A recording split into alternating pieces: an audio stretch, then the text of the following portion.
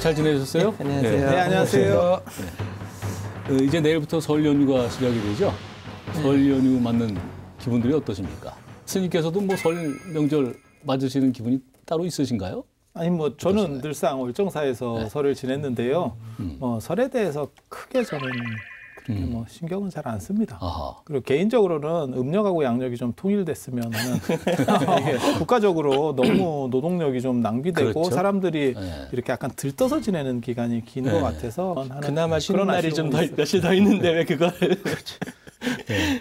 그 설 명절 하면은 항상 여러 가지 생각나는 것 중에 하나가 이제 음식 장만하고 음식 장만하느냐고 이제 고생하는 여성분들인데 그쵸? 오늘은 네. 그 붓다인사이드가 2020년 새해 맞아서 4가지 이제 키워드를 골랐는데 지난번에 디지털 명상하고 먹거리에 이어서 오늘은 여성 얘기를 좀 해보려고 합니다.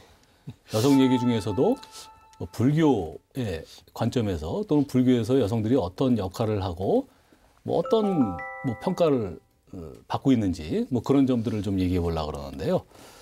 먼저 준비된 영상 먼저 보고 시작하실까요?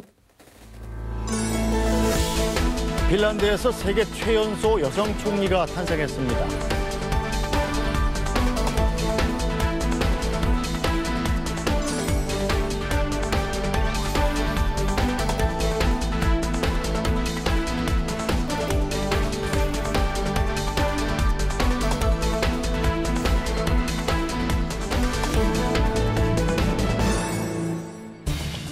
한국 불교를 움직이는 힘 여성.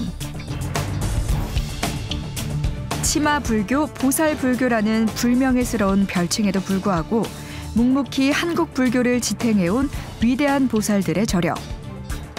여성은 성불할 수 없다. 여성을 열등한 존재로 보는 낡은 편견은 여전한데 시대가 변해도 종교계의 성평등은 제자리 걸음. 양성평등의 미래사회에서 불교는 성평등의 주역이 될 수 있는가? 한국 불교는 지금 여성을 어떻게 바라보고 있는가? 부처님의 시선으로 세상을 바라보는 붓다 인사이드가 여성을 말한다.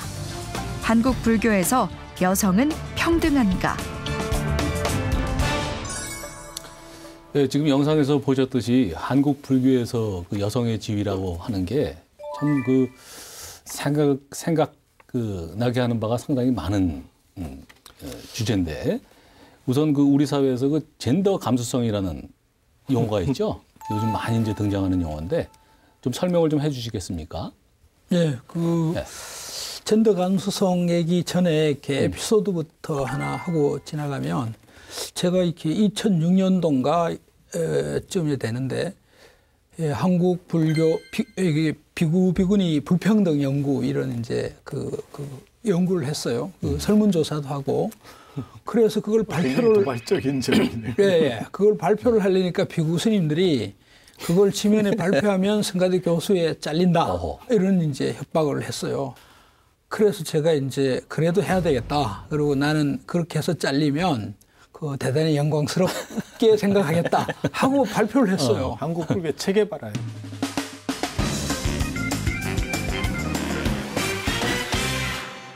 예, 그런 얘기를 들으니까 야, 한국 불교 특히 비구 스님들의 이 성평등 감수성, 젠더 감수성이라는 게 이게 무지하게 이게 뒤떨어져 있다.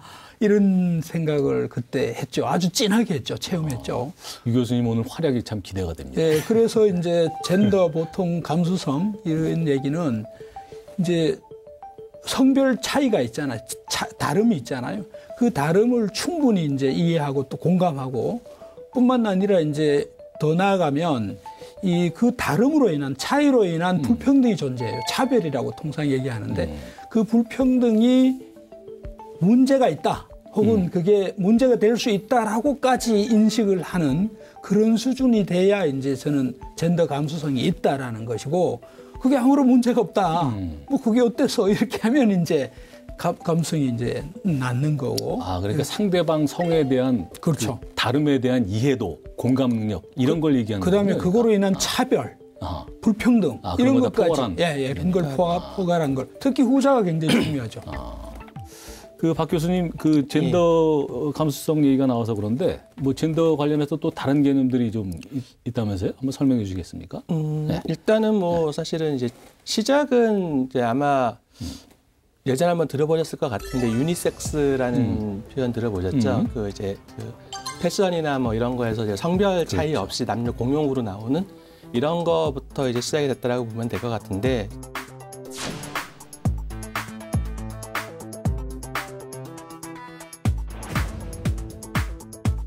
최근에 이제 뭐 젠더리스라든지 아니면 뭐 젠더 플루이드 이런 개념들이 좀 이제 등장을 하고 있어요. 그러니까 이제 젠더리스는 말 그대로 이제 양성성 자체를 얘기하는데 그러니까 젠더라고 하는 것 자체를 이제 남성, 여성성 구분하는 게 아니라 아예 합쳐서 젠더 자체를 이제 통합적으로 바라보는 그런 입장, 일종의 좀 중성적인 성격, 뭐 결국 유니섹스와 결국은 이어지는 거라고 보시면 될 것 같고요. 그다음에 젠더 플루이드는 이제 성별이 고정되지 않고 이제 조금씩 유동적으로 변환한다 뭐 이런 식의 얘기인데 이게 이제 개념상으로는 그렇게 보시면 될 것 같아요. 그러니까 좀 데리다라고 하는 사람이 이제 차이하고 차연이라고 하는 두 가지 개념을 구분을 해요. 그러니까 차이는 이제 사물을 구별짓는 어떤 다른 점, 차이점 그렇게 해서 이제 우리가 흔히 이제 성별이라고 얘기하는 그러니까 영어로는 섹스라고 표현하는 이거가 이제 차이의 개념이라고 한다면 이제 데리다가 차연이라는 얘기를 하면서 그런 얘기를 하거든요. 그러니까 차연. 예, 차연이라고 하는 것들은 이제 본질적인 요소들은 같은데 이것들이 어떤 시간적, 공간적 상황 속에서 다르게 구성되는 그래서 그 구성의 비율에 따라서 다른 것들이 조금 더 많이 드러나는 그러니까 뭐 흔히 이제 그 왜 남자들 중에서도 이제 나이 좀 지나고 뭐 갱년기 지나고 하면서 이제 좀 눈물이 많아진다 뭐 이런 얘기 하잖아요. 이제 그게 이제 일종의 그 호르몬 작용 문제다. 이제 그런 식의 얘기처럼 그러니까 이제 어떤 호르몬이 좀 더 우세적으로 나타나냐에 따라서 뭐 남성성에 표출되기도 하느냐, 여성성에 표출되기도 하느냐 이런 식의 개념들이 이제 차연 개념이고 젠더는 그 차연 개념에서 파생되는 성별 개념이라고 보시면 되고 젠더라는 개념 자체가 일반화된 것 자체가 굉장히 지금 많이 바뀐 거예요, 인식 자체가. 그렇죠.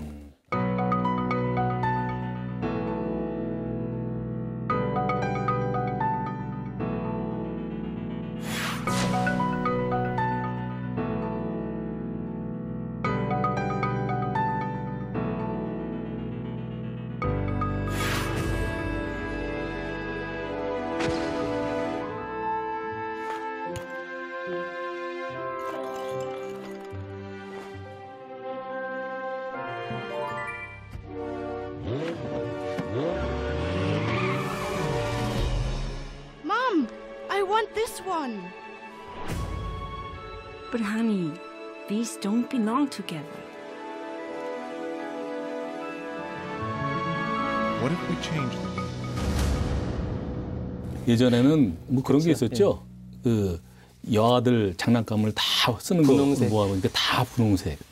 남자애들 거는 다 뭐 파란색 이렇게 돼 제가 좋아하는 있었는데, 예. 아마존이나 디즈니에서 최근에는 그래서 어린이용 왕구에다가 남아용, 여아용 뭐 이렇게 표기를 안 하고 그냥 뭐 어린이용 이렇게 그렇죠. 표기를 한다는 예. 거죠. 최근에 그 넥슨에서 나온 서든 어택 2 그 게임에서 너무나 여성을 그 과도하게 노출을 시켜서 여성을 이제 성상품화한다는 이런 인식을 줘서 이게 한 달 만에 서비스가 종료됐다고. 거의 대부분의 게임 캐릭터들이 굉장히 성적으로 좀 자극적이긴 하죠. 근데 왜 그러냐면 그건 이제 남성들이 주로 그렇죠. 이제 게임을 하는 건 남성이고 쇼핑을 하는 건 여성이 많으니까 그거 젠더 감수성이 좀 떨어지는구나. 아니 근데 이게 이 스님 말씀 바로 젠더 감수성에 걸리는. 예, 맞습니다. 그 역할의 구분이라고 하는 것들이 점점 모호해지면서 예전에는 맞아요. 뭐 남자는 예. 어떤 일을 해야 되고 여자는 어떤 일을 그러니까는 뭐 농사를 지어야 되고 밖에 나가서 아니면 안에서 집안일을 해야 되고. 이런 예. 것들이 구성이라는 게 된다면 사회가 발전하면서 그 경계들이 점점 무너졌고 그런 식으로 사회 변화가 일어나고 있는 것 같아요.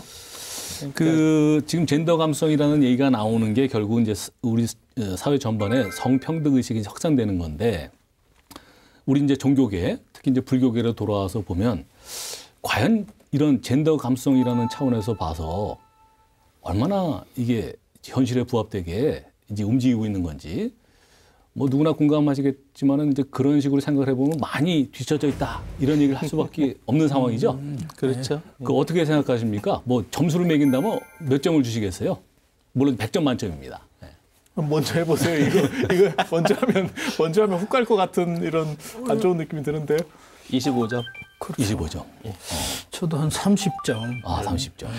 다들 저보다 위 아니시고. 저는 생각보다는 훨씬 후하게 줍니다. 뭐 지금 저 중동이라든지 안 그런 메소포타미아 쪽 같은 경우는 기독교 전통에서 여성은 아예 신성도 없는 거고 사람이 아니죠.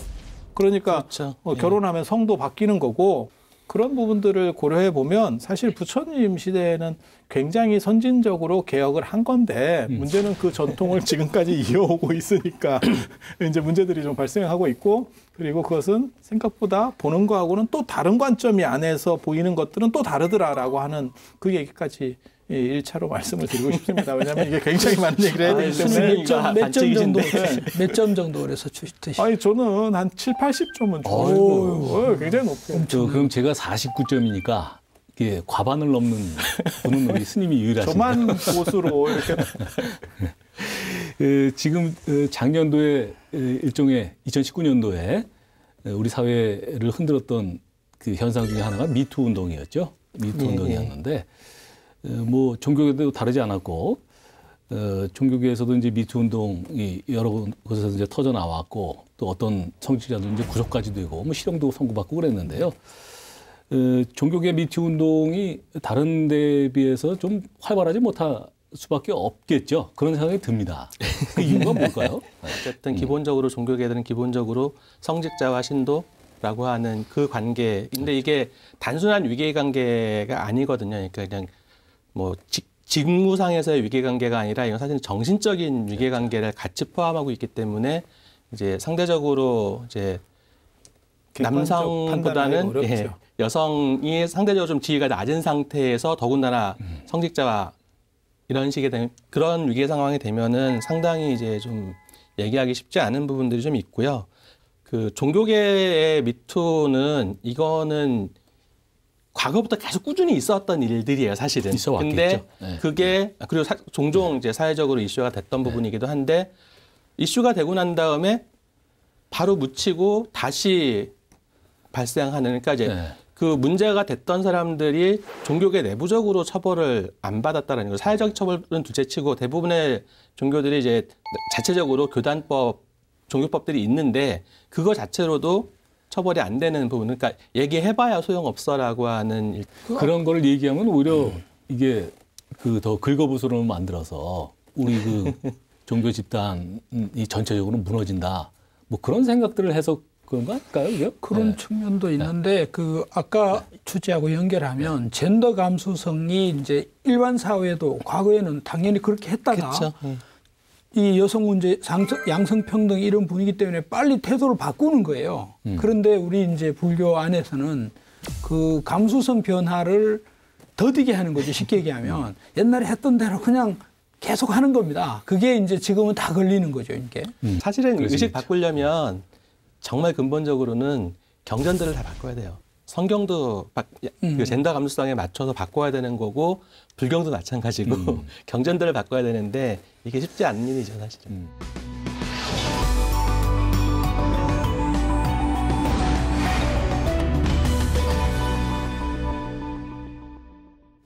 제가 이번에 이거를 준비하면서 저도 뭐 다시 한번 좀 반성 아닌 반성을 하게 됐는데 우리 흔히 이제 절에 오시는 여성분들을 보살님 이렇게 부르죠. 저도 뭐 당연히 그렇게 부르고 있고 이게 약간 그 뉘앙스가 좀 이상한 뉘앙스가 있다는 건데 또 실제로 가만히 생각해 보면 우리 절이라고 하는 것이 뭐 저희 할머니 세대부터 그렇고 가만히 생각해 보면 여성분들이 아니었으면 과연 이게 유지가 됐을까 이런 생각을 하게 되는데 그에 비해서 여성 불자들이 절집에서 제대로 좀 그만한 대우를 못 받고 있다는 생각이 들거든요. 어떠십니까? 아니 실제로 보살이라는 용어가 어디서 나왔느냐. 그러니까 보살이 원래 뭐 관세음 보살, 대세지 보살 이것처럼 어떤 종교의 상징성, 대승불교의 상징성을 나타내는 이상인격을 지칭하는 용어인데 왜 하필 우리나라만 신도에게 보살이라는 용어를 쓰느냐. 그리고 원래 그 근원으로 따져가면 석가모니 부처님이 그러니까 성도하시기 직전까지를 보살이라고 규정하는 거거든요. 그래서 특징화시켜서 붓다가 반드시 될 사람에 대한 특징이거든요. 보디사트와. 그래서 보사, 조선시대 때 형편이 어려웠을 때 저를 보호해줬다. 그래서 보호한다, 저를 보호해줬다. 이래서 보사가 보살이 됐다라고 하는 쓸데없는 얘기들도 있습니다.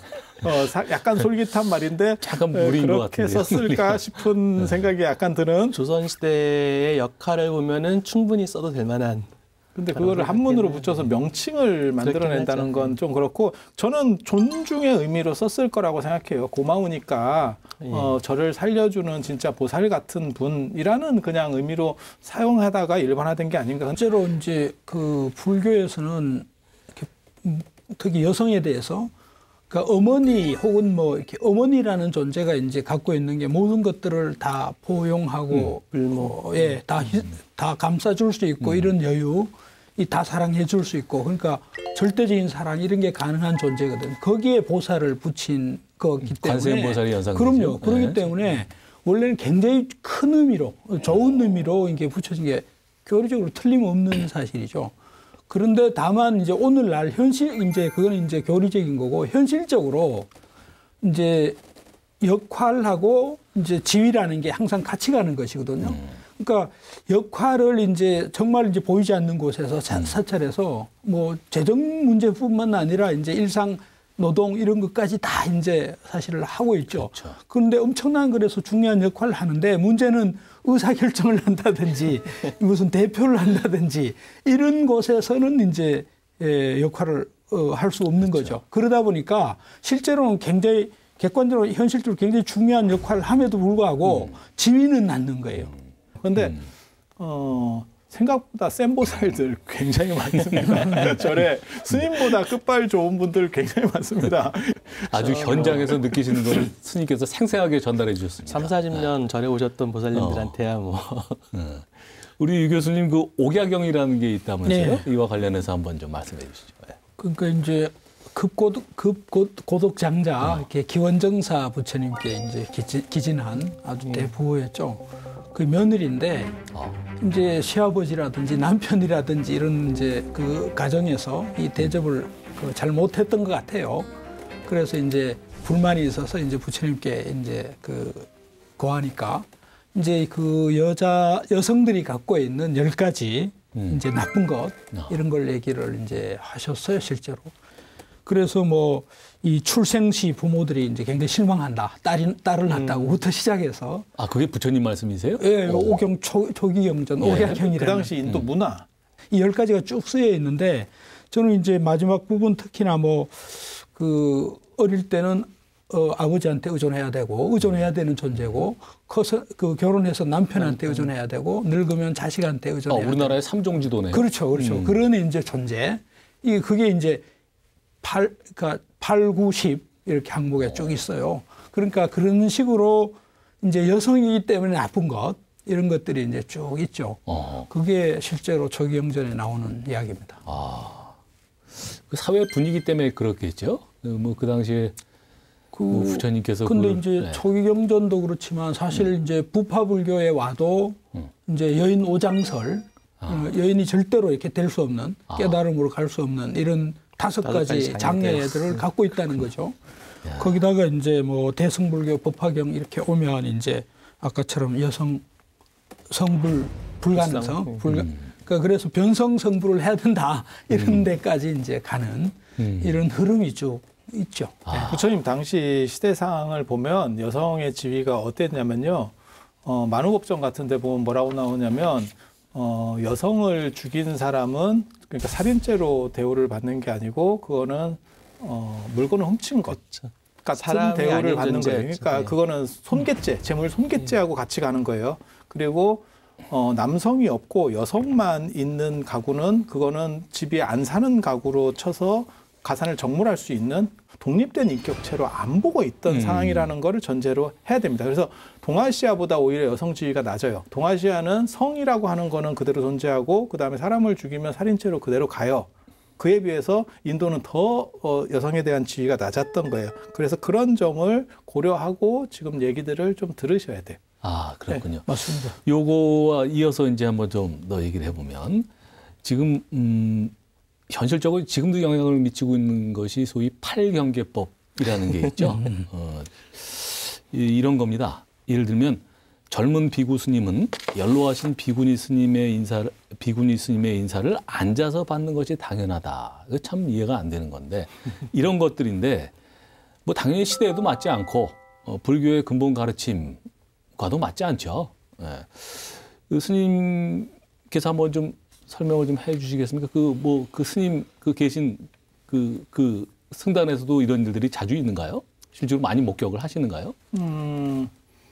이제 8경계라고 하는 게 부처님의 이모인 마하프라자파티가 이제 출가하려고 대도라고 하는 분이 출가하려고 부처님께서 간청했을 때 이제 부처님이 안 된다고 하고 결국 바이샬리까지 이제 따라오시게 되거든요. 그러니까 카빌라바수트에서 바이샬리까지 제법 거리가 멉니다. 그걸 걸어오면서 그리고 발이 다 찢어지고 이제 그런 얘기가 나와요. 왕궁에서 살던 편한 사람이 맨발로 오니까 이제 발이 다 찢어지고 이렇게 결국 출가를 하게 되는데 8가지 조건을 걸고 그중에 이제 제일 첫 번째가 그 유명한 100세 비군이라도 비군이 되고 나서 100년이 돼도 그러니까 인간으로서는 계산이 안 떨어지는 나이예요. 그러니까 최고로 오래됐어도 이제 갓 출가한 비구 스님에게 절을 해야 된다. 그건 선배로 여긴다는 뜻이에요. 선배로 여긴다는 뜻이에요. 그리고 실제로 저 같은 경우도 다녀보면 비구니 스님들이 연세 많으신 분들은 제가 가면 앉으라고 하고 절을 하려고 해요. 물론 저는 이제 맞절을 합니다. 저는 신도하고도 맞절을 하는 게 맞다라고 생각하는 사람이거든요.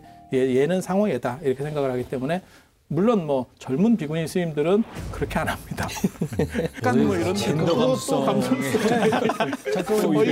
잠깐 이 대목에서 이제 시청자분들 유행어 되겠는데 고려하면 굉장히 중요한 이제 해석의 문제가 있는데, 그러니까 이렇게 아까 비구니 8경계 이렇게 그걸 문자로 해석을 하면 대단히 이렇게 여성 차별적 그 내용으로 돼 있습니다. 8가지가.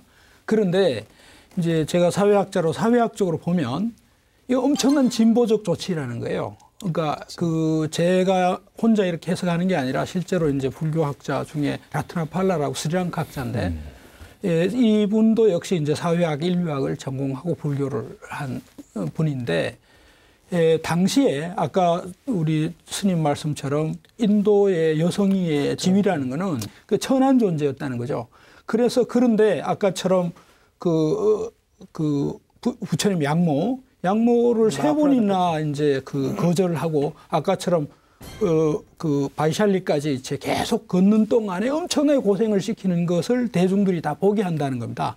또 다 받고 실제로. 그렇게 해서 마지막에 또 안한을 동원해서 그러니까 불성론을 이제 대화를 해서 여성들도 불성이 있고 그래서 선불할 수 있다. 이렇게 답을 얻어내는 과정을 거쳐서 이제 여성들을 승단에 받아들이거든요. 저는 이게 이제 혁명적 조치였다는 거예요. 당시에 그 천한 존재를 정신적으로 가장 위대한, 가장 높은 경지까지 인정해줘버리는 그 절차를 승인하기 위해서, 사회적으로 승인하기 위해서 그런 조건들을 다 거쳤고 그 결정타가, 공인받는 결정타가 8경계법이라는 거예요. 8경계법을 안 만들었으면 그때 받아들이고 불교가 사멸을 했을 가능성도 있습니다. 객관적으로 보면, 사회학적으로 보면. 그래서 그런 빌미를 만들었기 때문에 비구니 스님들이 계속 출가할 수 있었어요. 이후에. 그리고 오늘까지 비구니 교단이 다른 종교에 없는 여성 최고의 정신적 최고의 경지까지 갈 수 있는 길이 우리 불교에 열려버린 겁니다. 그래서 저는 8경계법이 이게 차별적 조항이 아니라 당시에는 엄청나게 혁명적인 진보적인 지혜로운 결정. 예, 지혜로운 결정이고 여성들에게 엄청난 기회를 보장할 수 있는 길을 터준 그런 실제로 지금 조건. 세계 종교 중에서 여성을 성직자로 대놓고 인정해 주는 거는 불교밖에 없어요. 오늘날도 천주교도 안 되고 개신교가 그나마 신도 집단이기 때문에 일부 인정하지만 그거는 그러니까는 좀 큰 범주의 그러한 종교 집단에서는 그렇죠. 개신교에서도 목사는 여사가 없어요. 그러니까 좀 적은 데서나 목사를 이렇게 인정을 해주는데 그것도 인정도 제대로 못 받는 정도라고 보시면 돼요. 그래서 이런 맥락에서 보면 당시 이제 굉장히 중요한 조치였고 그게 2,500년 이상의 비구니 스님이 출가할 수 있는 길을 합법적으로 이렇게 사회적으로 공인받는 그런 장치로 작용했어요. 그런데 문제는 이제 오늘날이죠. 오늘날 양성평등 시대에서 보니까 이게 문제가 되는 것이고 그래서 사실 오늘날의 잣대로 이 문제를 2,500년 전의 사건을 오늘날의 잣대로 해석하면 안 된다. 그런데 이 팔경계법은 제정 당시의 상황을 변수로 그러니까 고려해서 해석을 하고 오늘날의 발견계는 오늘날의 시점에서 다시 해석을 할 필요가 저는 있다. 이렇게 그 부분 관련해서는 제가 예전에 논문 하나 읽은 적이 있었는데, 그러니까 팔경계법을 통해서 비구니 스님들을 이제 교단의 승단을 받아들이고 실제로는 비구니 스님들을 보호하는 역할을 했다라고 얘기를 하고 있고 그렇다라고 한다면, 그러니까 이제 사실은 이제 이 팔경계법의 근본 정신이 비구니 스님들을 보호한다라고 하는 그런 차원이라고 한다면 현대적으로 좀 재해석돼야 될 필요가 반드시 있는 거죠. 지금 아니 근데 이제 그 리타 그로스라고 그 가부장제 이후의 불교라는 책을 쓴 여성학자인데 뭐 불교 여성학의 뭐 필독서처럼 돼 있는 책이죠. 그 리타 그로스에 따르면 이제 그런 팔경계법이 이제 가부장제라는 독특한 사회 환경 맥락 위에 자꾸 놓여져서 해석되는 거예요. 그러다 보니까 그 근거로 계속 이제 가부장적 해석을 해버리는 겁니다. 계속 불교를. 그렇게 해서 이제 계속 차별적인 의미가 강화됐는데 아까 박 선생님 말씀대로 당시 시대를 고려를 하면 수화상암 생활을 하고 비구니 스님들 혼자 살림에서 수행을 하는데 동물로부터도 그렇고 사람으로부터도 그렇고 여러 가지 위험이 따르잖아요. 그래서 이거는 여성 수행자를 보호하기 위한 그런 조치라고 충분히 가능하죠. 해석이. 지금 제가 얼른 드는 생각이 여기 지금 법자가 들어가서 저도 이게 우리 법률이라고 하는 게 사회가 변하면 그 내용이 1년에도 몇 번씩 개정을 하는데 2,500년 전에 법을 갖다가 지금 이 시대에 이걸 그야말로 법으로 적용을 한다는 게 말이 안 되는 것 같고 지금 보니까 대만 같은 경우는 공식적으로 팔경계법을 없앴다는 거거든요.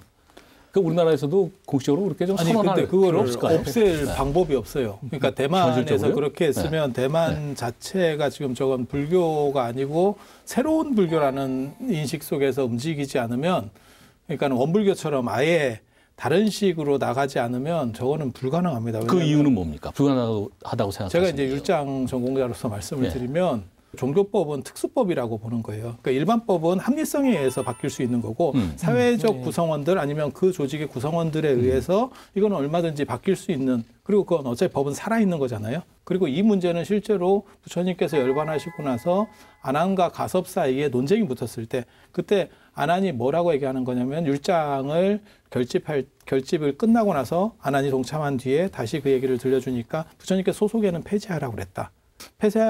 없애라고 했다. 그러니까 유도리 있게 적응하는 거지 계율에 얽매여서 사는 것은 출가의 정신이 아니다. 그렇게 얘기했는데 그때 가서 뭐라고 그러냐면 그러면 그 소속의 범주는 어디까지냐. 어디까지 우리가 유연성을 획득할 수 있느냐라고 했더니 그거는 내가 못 물어봤다. 그랬더니 스님들이 득달같이 나오면서 뭐라고 그러냐면 내가 그 소속의 범주를 가르쳐주겠다. 그러면서 여기까지 소속이다. 여기까지 소속이다. 여기까지 어떤 사람은 사바라이 빼고 전부 소속이다. 이렇게 되면 이제 너무 범주를 이제 만들어 나갈 수가 없죠. 그러니까 마하가섭이 뭐라고 중재를 했냐면 일단 그러면 우리가 그 조항이 불분명함으로 지키는 걸로 하자. 근데 지키는 걸로 하자가 그 당시에는 힘을 얻을 수 있었던 게 부처님 돌아가시고 바로니까 생활 문화가 거의 비슷한 거예요. 그러니까 지금처럼 이렇게 바뀌어 있는 상황이 아니에요. 그러니까 그러면 일단 지키지 뭐 이렇게 했는데 그렇게 결정해 놓고 나니까 나중에 무슨 일이 벌어지냐면 점점 개입이 커진 거죠. 그래서 동아시아 같은 데서 이제 청규를 만들고 이건 우리끼리 좀 따로 해야 될 것 같아 뭐 이렇게. 그래서 이 문제를 해결하기가 굉장히 어렵습니다. 그래서 바로 그런 것 때문에 학문적으로도 이게 팔경계가 불설이냐 비불설이냐 이런 논쟁이 있어요. 그런데 저는 왜냐하면 지금 이제 교주의 권위에 그렇죠. 붙어서 바로 그런 것 바꿀 때문에. 수 없으니까 이거를 맞습니다. 비불설로 만들 수만 있으면 그렇죠. 해결된다라고 지금 생각을 하는 거예요. 생각을 해서 했는데 사실은 이제 불설이 맞습니다. 불설이 맞고 저는 아까 그런 맥락 때문에 이 부처님께서 정했고 그런데 이제 저는 이제 스님 말씀에 이제 대부분 동의를 하면서 실제로 이제 부처님 당시에 계율이 정해지는 과정이 수범수재거든요. 범죄가 발생하면 거기에 따라서 제도를 만드는 법과 제도를 그렇게 만들어 왔다는 거죠. 그러니까 그리고 이제 개는 특히나 율하고 달리 개는 이 자신의 이렇게 동기나 양심의 문제하고도 이거든 궁극적으로는 그렇기 때문에 저는 이게 그 시대 상황이 바뀌면 아까 융통성 있게 소소하게 이렇게 변화 가능한 그걸로 해석 가능하다. 그래서 시대에 안 맞으면 그 부처님 말씀 맞지만 지금 시대에 안 맞는 것이기 때문에 내가 안 지킬 수 있는 거죠. 이렇게. 그러니까 무시한다는 게 아니라 그걸 그냥 두는 거예요. 그리고 거기 아까 스님 말씀처럼 우리가 얽매일 필요는 없다.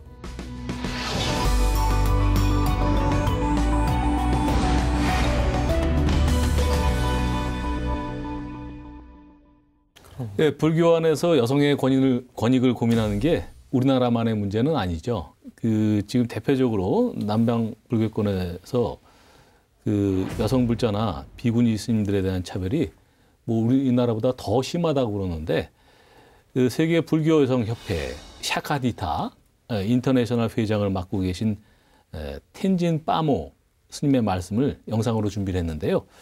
The Study Buddhism 채널에서 인터뷰하신 내용입니다.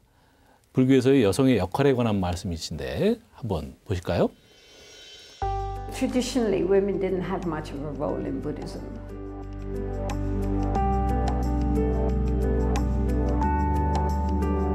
The books were all written by the boys, especially monks, for other monks. So therefore, the general view of the feminine was, on the whole, rather misogynic because, women was the forbidden other who was out there waiting to pounce on good, innocent little monks, But nowadays, of course, all that's changed very much. I mean, lay women are going to, schools along with the boys, and they're going to college and they're becoming highly educated. And now nuns likewise are becoming very educated. So now the nuns, certainly more than anybody, are really coming on very much. And also they're doing much more profound spiritual practices and staying in long-term retreats. And in every way, they are recognizing their potential. And it has to be said, as far as that is concerned, the people who have really been the main supporters and helpers in this have been the monks, is the idea of full ordination for nuns, which has had a very interesting wall of resistance for the last 30 years since it's been muted. I mean, if you go to any nunnery and you ask them what is the main obstacle, they will always say low self-esteem and lack of confidence. They're human beings.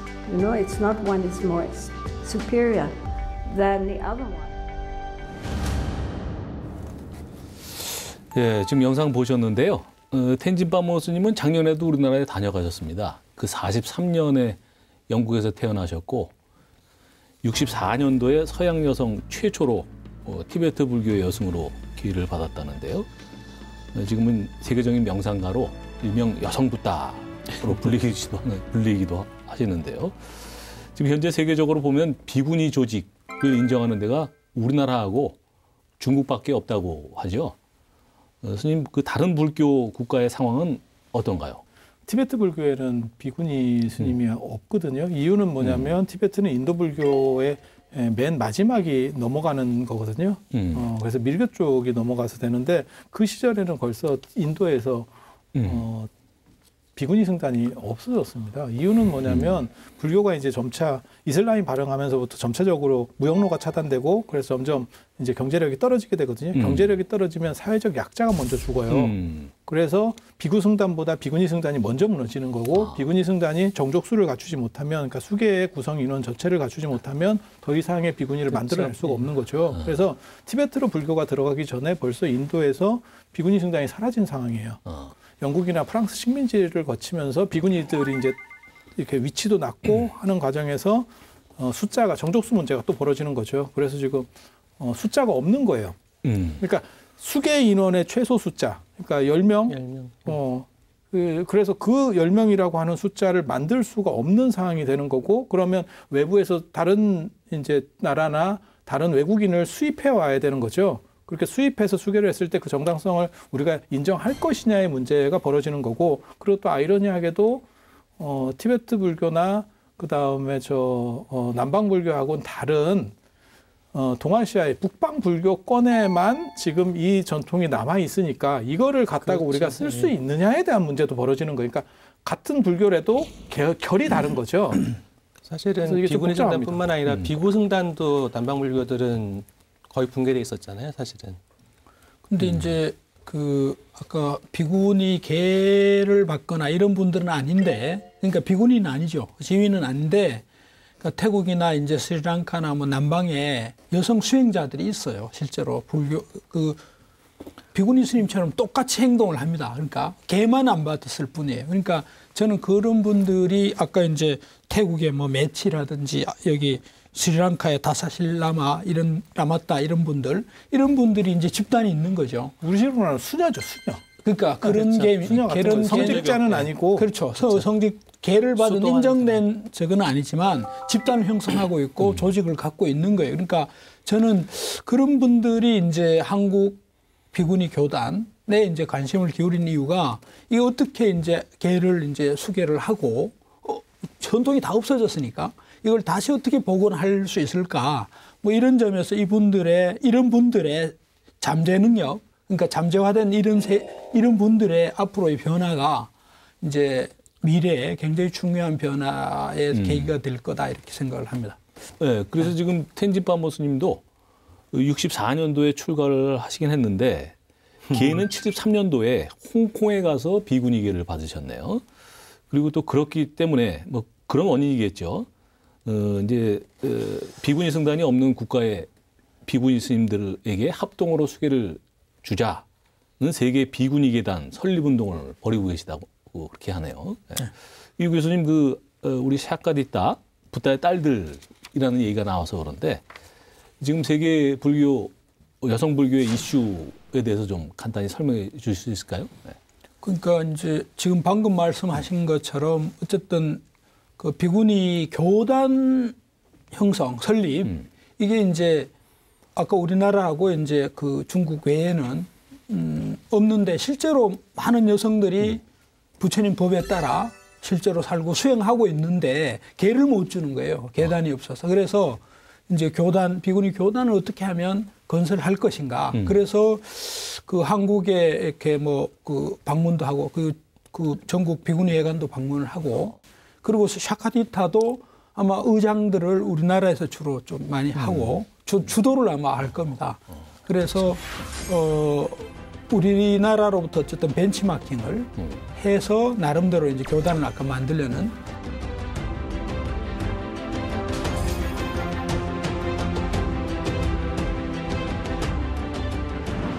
부처님 당시부터 비구니 출가 뭐 여러 가지 여성 문제가 있었지만 지금 현재 미래는 더 많은 여성들의 문제를 갖고 있기 때문에 그 문제를 세계의 불자, 여성 불자가 함께 모여서 정말 새로운 미래를 부처님 법답게 자비롭고 지혜롭게 이끌어가자는. 그래서 아직도 많은 나라에서는 비구니 승가가 없습니다. 인정을 받지 못하고 있기 때문에 수계 문제를 통해서 비구니 승가를 복원하는 일에 우리가 앞장서야 되겠고, 또 여성 문제, 뭐 성차별이라든가 이것이 한국 비구니 또는 여성 물자 그리고 사카리타를 통해서 그러한 세계인이 함께 걸머져야 될 의무를 한국 비구니 여성 물자도 이제는 고민하고 짐져야 되지 않나. 이제 그래서 이제 세계화 시대에 이제 국경의 의미가 점점 없어지니까 그래서 한국 비구니 교단이 해야 될 세계적 역할이 좀 굉장히 커진 시대가 돼버린 그런 상황이 오히려 된 거죠. 우리나라를 자꾸 너무 여성 차별적인 국가로 자꾸 이렇게 보는 문화가 있는데요. 사실 따지고 보면 선덕여왕, 진덕여왕, 진성여왕 하듯이 여성들이 힘을 쓰던 게 조선 초기까지 여성이 힘을 썼습니다. 그러니까 그렇죠. 불교 시절에는 여성들이 분쟁이나 이런 거 보면 전부 대등관계라고 보시면 돼요. 우리가 그러니까는 여성에 대해서는 생각보다 지금같이 차별식 생각을 한 게 조선 중기 임진왜란 병자호란 끝나고 나서 본격화된 거지. 그러니까 불과 몇백 년 안 된 거예요. 그 전에 여권이라는 건 상당히 강한 나라예요. 그리고 지금 동아시아에 이제 중국, 우리나라에 비구니 승당이 남아있다고 하지만 실제로 중국이 공산화되면서 종교에 대해서 백안시하던 시절이 상당히 강했죠. 지금은 이제 미국이라든지 기독교 문화가 들어온다라고 생각하기 때문에 그것을 방어막을 형성하기 위해서 지금 불교를 지지하는 모습을 보이고 있지만 얼마 전까지만 해도 굉장히 안 좋았죠. 그렇게 되면 유일한 희망은 우리나라입니다. 이게 자부심을 가져야 되는 부분이지. 그래서 제가 아까 점수 많이 드렸더니 아니, 그거는 막 이렇게 막 점수를 한국 불교가 아니라 종교 전체였다니까요, 교수님. 저도 한국 불교는 탁월하다고 생각해요.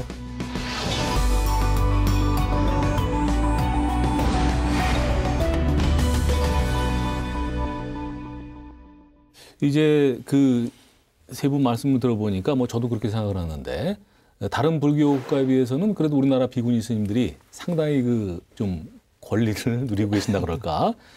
그 활동폭도 상당히 넓으신 것 같은데, 근데도 그럼에도 불구하고 우리나라 그 불교계 전체 흐름에서는 비구니 스님들이 소외되어 온 게 사실이죠. 뭐 대표적인 게 그 종원종법 규정인데, 지금 규정으로는 비구니 스님은 조계종 실질적인 운영을 맡아 하시는 총무원장이 될 수 없죠. 예.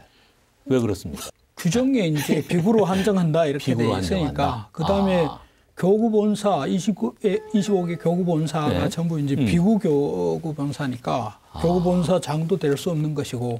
예. 아니, 그렇게 될 수밖에 없는 거는 아까도 말씀드렸듯이 이제 부처님께서 기본적인 룰인 류를 만들어 놓으셨는데 거기서 비구니 승단은 비구 승단과 대등 관계가 아니고 이렇게 부속 승가예요. 그러다 보니까 부속인데 부속의 장이 전체의 장이 될 수는 없죠. 그러니까 딱 이렇게 생각을 해봐도 그래서 그 문제를 어떻게 그 문제를 먼저 풀지 않으면 사실 이 밑에 부분을 풀어낼 방법이 없어요. 지금 저는 그 얘기에는 동의를 하거든요. 그러니까는 지금 사회가 발전하고 그 다음에 여성에 대한 지위를 어느 정도 부여하지 않으면 승단 전체도 위험할 수 있다라고 하는 건 동의를 해요. 그렇지만 이 율에 대한 문제는 어떻게, 그러니까 교조와 관련된 부분을 어떻게 풀 거냐, 그걸 단순히 합의만 갖고 풀 수 있느냐, 아니면 공론화할 거냐. 실제로 이 문제를 가지고 제가 종단에 굉장히 높은 스님들하고도 얘기를 했거든요. 그때 나온 거는 뭐 팔경계법 이런 거는 그냥 사문화 시키는 게 맞겠다. 그걸 공론화 시켜도 답을 낼 수가 없다. 그렇죠. 그렇죠. 놔두고 모른 채 하는 거죠. 그렇죠. 사문화 됐다라고 하면 그거를 대체할 다른 뭔가를 만들어야 되는데 지금 그게 안 돼 있는 부분이고 그걸 하기가 힘들어요. 왜냐면은 이제 입법부에 해당되는 종회가 이제 81분, 그러니까 81분으로 구성이 되는데 직접 선출되는, 그러니까 직선으로 뽑는 종회위원은 비구니 스님들 한 분도 안 계세요. 그냥 직능 대표로 비구니에서 이제 추천하는 10분, 그러니까 12% 정도만 이제 지금 참여할 수 있게 되어 있는 분들이고, 그 다음에 이제 뭐 이제 아까 뭐 원불교 얘기 잠깐 말씀드렸지만은, 그러니까 원불교에서는 이제 저희 총무원장에 해당되는 게 교정원장이거든요. 이미 2번이나 여성 교무가 교정원장을 하셨대요. 그렇게 하고 이제 저희 종회에 해당되는 게 이제 수의단회라고 하는 게 있는데 여기는 남자 9명, 여자 9명. 동수로 구성하고 전체 교무들이 투표해서 직선으로 뽑는 그런 형태로 가니까 사실 이게 이제 이 구성을 그러니까 종단의 중앙 종무기관의 기구들의 구성을 어떻게 할 것이냐라고 하는 거는 굳이 율이나 개를 건드리지 않아도 되죠. 원불교는 불교가 아니고 신흥 종교라서 그래요. 그러니까 그렇죠. 불교 네. 단체 안에 존재하는 게 아니고 새로운 종교. 아니, 그거는 아는데 이제 그러함에도 불구하고 어쨌든 팔경계법을 사문화시킨다라고 한다면 그렇다면 그걸 대체할 수 있는 다른 그러니까 율이나 계율을 만들자라는 건 아니지만 중앙 종무기관의 기구들을 구성하는 부분은 바꿀 수 있는 거잖아요. 그러니까 저는 이제 제도의 변화를 이제 좀 거시적으로 사회과학적으로 좀 얘기를 하면 사실은 이제 그 아주 고대 사회는 그 모계 사회였거든요. 그렇죠. 실제로 엄마가 더 중요한 그렇죠.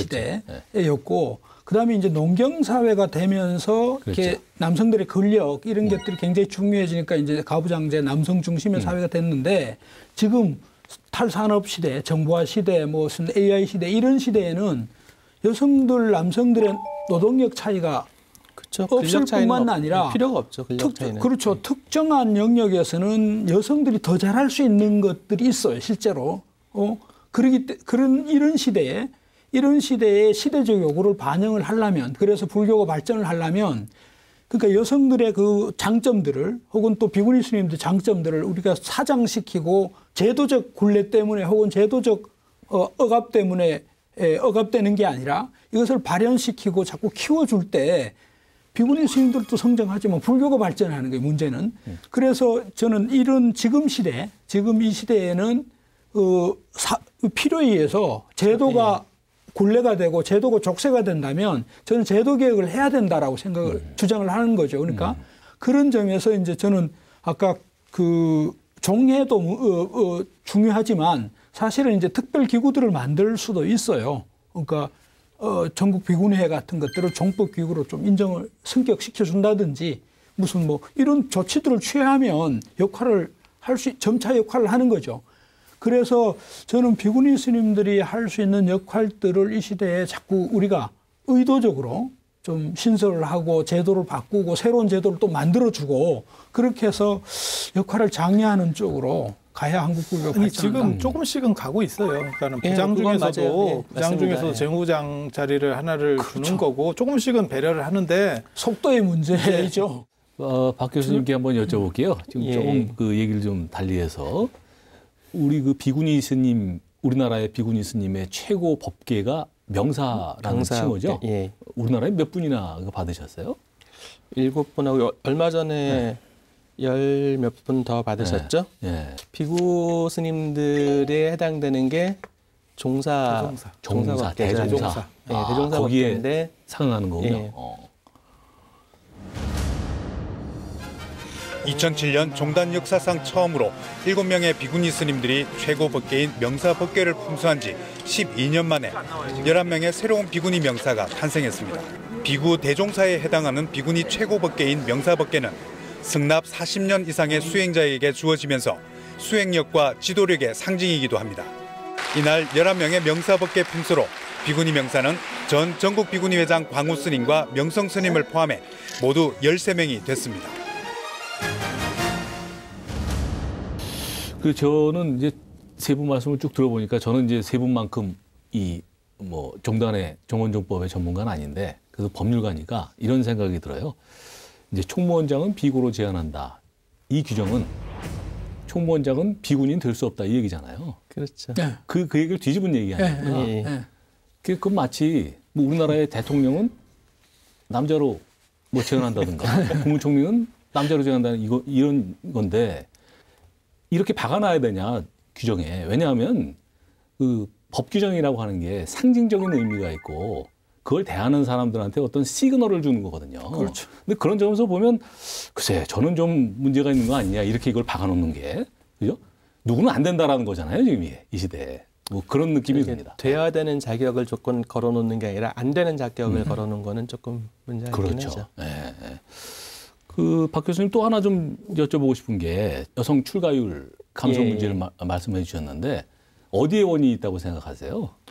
여성들의 사회활동 참여의 기회의 폭이 굉장히 넓어졌다라고 하는 거니까 사회 전반적으로 이제 우리 오늘 방송 시작하면서 얘기했던 젠더 감수성이라고 하는 부분들이 이제 훨씬 이제 폭이 넓어지면서 다양하게 활동할 수 있는 근거들이 설정이 됐어요. 예. 그러다 보니까 굳이 종교로 들어와서 이제 뭐 원불교가 조금 예외적이긴 하지만 다른 한국의 거의 모든 종교들이 전부 굉장히 여성에게 좀 억압적이고 차별적인 부분들이 있거든요. 그런 억압과 차별을 버티면서도 과거에는 그럼에도 불구하고 거기서 할 수 있는 일들이 있었는데 지금은 굳이 그런 차별을 받으면서 해야 될 일이 없다라는 거죠. 아니 근데 저는 생각이 조금 다른 게요. 아니 그 말씀들이 뭘 의미하는지는 아는데 사실 비구 스님이 비구니 스님을 차별하는 게 아니고요. 비구니 스님이 비구니 스님을 차별해요. 그러니까 비구니 스님이 비구 스님을요? 아니 그것도 비구니 스님이 비구니 스님을 차별한다니까요. 아, 비구니 스님이 왜냐하면 네. 비구 스님하고 비구니 스님하고 같이 사는 구조가 거의 안 나오거든요. 아니 근데 그것도요. 이렇게 구조적 그 차별이 내면화된 거예요. 학습된 겁니다. 그렇죠. 그러니까 이게 오랫동안의 이렇게 구조가 그 구조 속에 살면 이게 당연한 것처럼 내면화하거든요. 그게 표출된 거예요. 그러니까 저는 그래서 구조의 문제가 불평등 구조가 해결이 돼줘야 된다 먼저 이렇게 생각하는 거죠. 이게 동시에 바뀌어야 된다라고 생각하는 거예요. 그러니까 비구 스님들이 양보하는 부분도 있어야 되고 이 비구니 스님 안에서의 개혁이 이루어져야 되고 제가 보기에는 이쪽이 먼저 더 강력해서 이쪽을 요구해야 되는데 이쪽도 문제가 있고 이쪽도 문제가 있으니까 이게 쉽게 안 바뀌는 거예요. 그건 저도 동의합니다. 그 지금 마침 최근 그 백년대계에서 종단 미래 설계를 위한 설문조사를 진행하고 계시잖아요. 우리 중앙승가대 불교사회연구소가 맡아 진행하고 계신데 여기 계신 두 분 교수님, 박 교수님, 이 교수님 계속 담당하고 계시죠? 예. 아직 뭐 다 취합은 안 되셨겠지만 여성 관련 항목에 어떤 의견이 모이고 있는지 궁금합니다.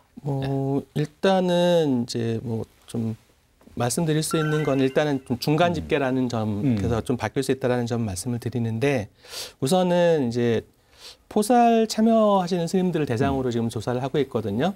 실제로 보면은 4대6 정도로 비구니 스님들이 많으세요. 그 얘기는 지금 종단의 주요 활동들에 대해서 비구니 스님들이 훨씬 더 적극적으로 참여하고 계시다는 얘기예요. 일단은 이걸 전제를 하시고 숫자는 지금 비구니 스님이 적지만 오히려 종단이라든지 다양한 형태의 활동들에 지금 비구니 스님들이 훨씬 더 적극적으로 참여하고 계시다. 이거 하나 확인할 수가 있고 그다음에 문항 중에 크게는 두 가지입니다. 하나는 뭐냐면 우리나라의 성차별, 성폭력의 심각성에 대해서 물어보는 질문이 하나 있어요. 이건 이제 뭐 종단 내부의 문제가 아니라 사회 전체의 성차별, 성폭력에 대한 인식이고 그다음에 또 하나는 비구 스님과 비구니 스님 사이의 불평등이 어느 정도로 심각하냐라고 하는 두 가지를 물어보고 있는데 우리나라의 성폭력, 성차별이 심각하다라고 하는 거에 대해서 64% 정도가 심각하다라고 대표를 하고 계시고 심각하지 않다라고 생각하는 거는 이제 전체는 8% 정도 나와요. 그러니까 전반적으로는 심각하다라는 거에 좀 더 동의를 하고 있는데 온도 차이가 좀 있습니다. 그러니까 비구 스님들 같은 경우에는 50.3% 정도, 절반 정도만 심각하다고 생각을 하세요. 비구니 스님들은 73% 정도니까 훨씬 높게 이제 그 심각성에다 좀 더 민감하게 반응을 하고 계신 거고 마찬가지로 이제 비구니 사이의 불평등 문제에 있어서도 한 54% 정도가 심각하다라고 생각을 하고 계신데 비구 스님들 같은 경우는 32.3% 정도만이 심각하다라고 생각을 하시는데 비구니 스님들은 69%가 심각하다라고 생각을 하고 계세요.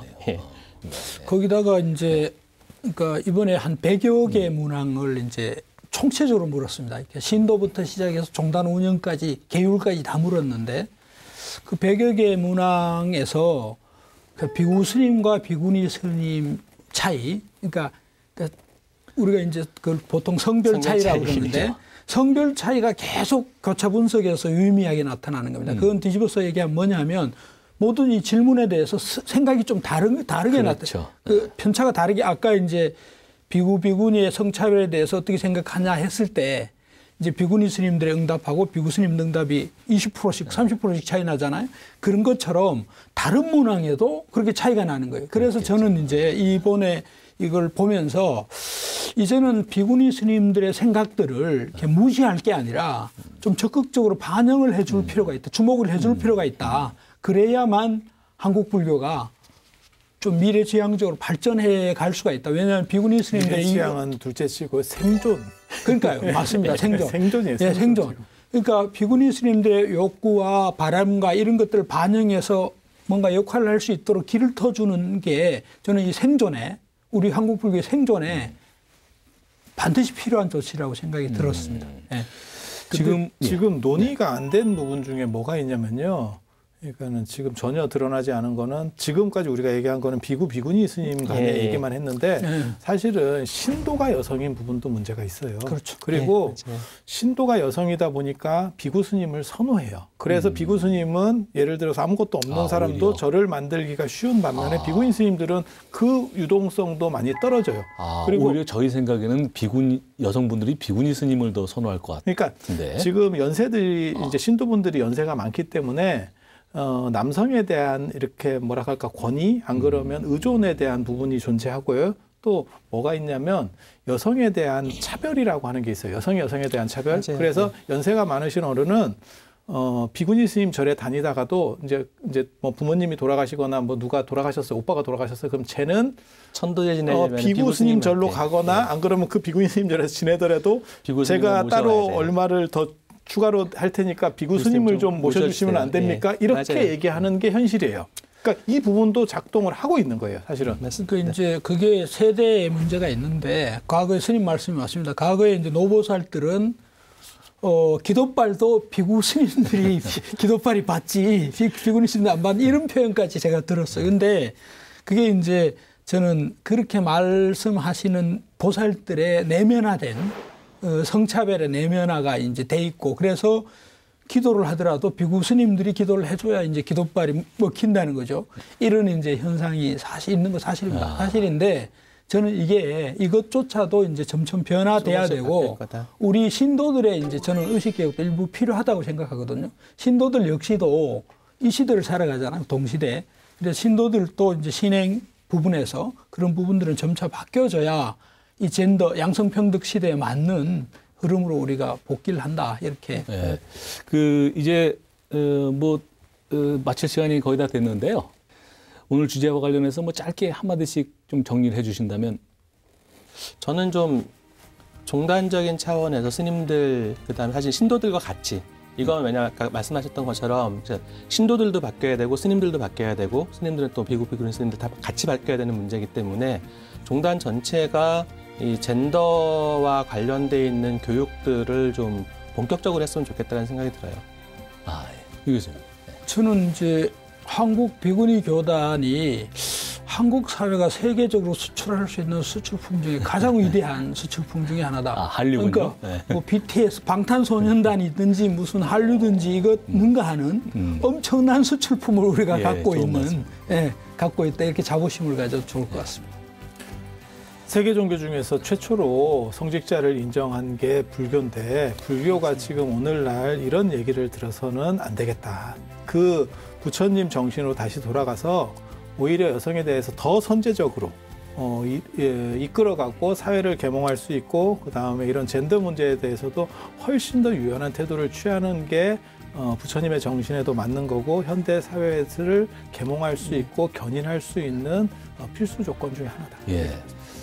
저도 마무리로 스님 말씀 받아서 하여튼 중생의 평등과 불성을 얘기하는 불교가 현실적으로 이렇게 차별하는 그런 현상이 있어서는 안 된다고 생각을 하고 이번 토론을 계기로 하여튼 불교 안에 그 여성 차별 문제를 다시 한번 좀 생각할 수 있는 계기가 됐으면 좋겠습니다. 붓다 인사이드 오늘은 이것으로 마치겠습니다. 수고하셨습니다. 감사합니다. 고맙습니다. 지금 조국 편 생각나세요? 그날 제가 그랬어요. 뭐라고? 조국 편 할 때.